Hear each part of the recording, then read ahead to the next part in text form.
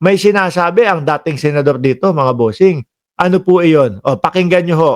Wala siyang planong lumabas. Hindi na daw talaga magpapakita si Batu. Ano po? Wala daw planong lumabas, mga boss pa mo, sir, si Batu de la Rosa. Pero dating senador, nasaan po ba? No? Si Batu de la Rosa. Ang impormasyon natin ay nasa Davao City siya. Nasa Davao City. Ako, naniniwala ako kung bakit nag-stay sa Davao City si Bato de la Rosa. Kasi ano siya mas madaming haharang para sa kanya dyan eh. Hindi kagaya nung kunyari lalabas siya ng bansa, pupunta sa kung saan man bansa. Baka mas madali pa siyang madampot ng ano dun eh, ng Interpol eh. Di ba? Mas madaling madampot si Bato de la Rosa sa labas ng bansa kung tatakas yan, mga bossing. Pero doon po sa Davao, alam naman natin, balwarte ho nila yan. At alam din natin kung gaano kahit papaano tumagal ng pagtatago.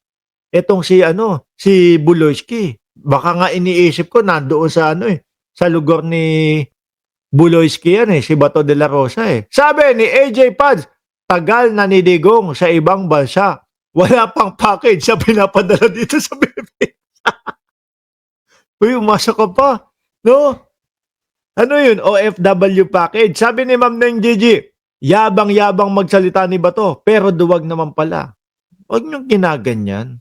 Ang sabi nung kanyang abogado, alam niyo kung ano? Ang sabi ni Atty. Torion, ginagawa lang daw pong hindi available ni Bato de la Rosa ang kanyang sarili. Pero hindi daw po nagtatago si Bato de la Rosa. Yun. Di ba? Ibang klase. Ginamit din ho yan, ha? Ginamit din ho ni Atty. Torion yan, mga bossing, dun kay Buloyski dati.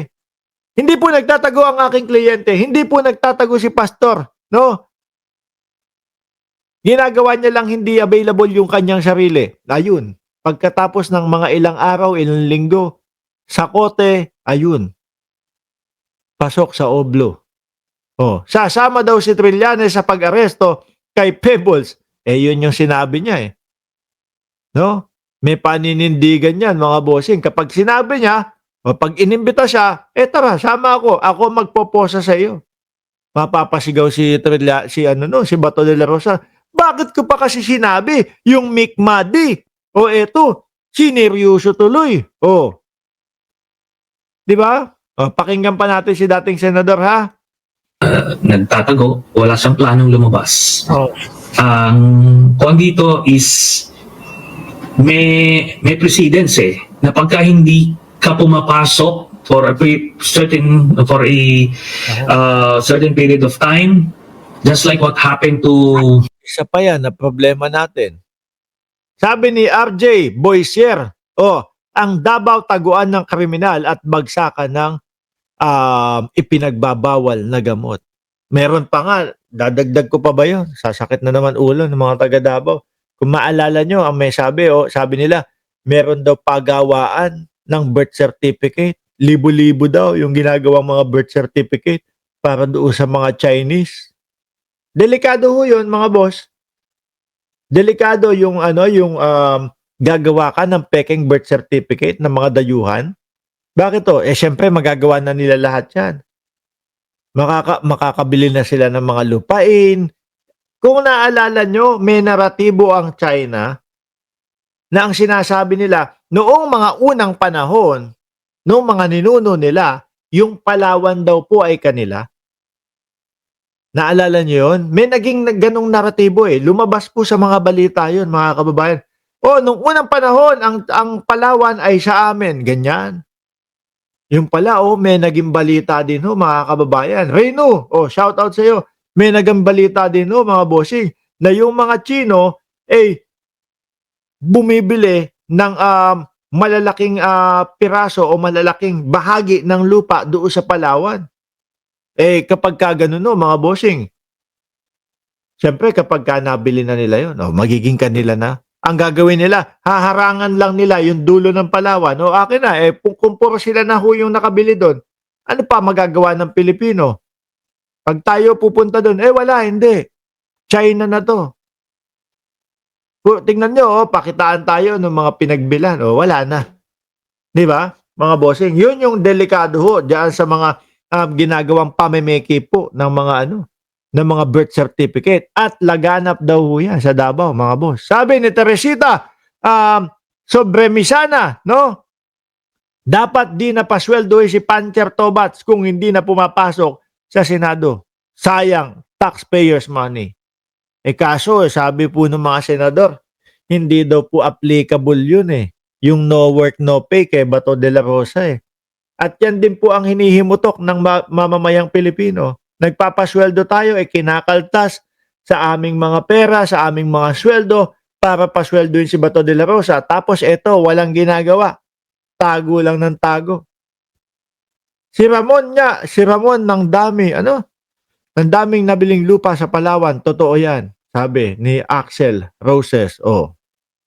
Si Ramon, ang daming nabiling lupa sa Palawan. Totoo yan.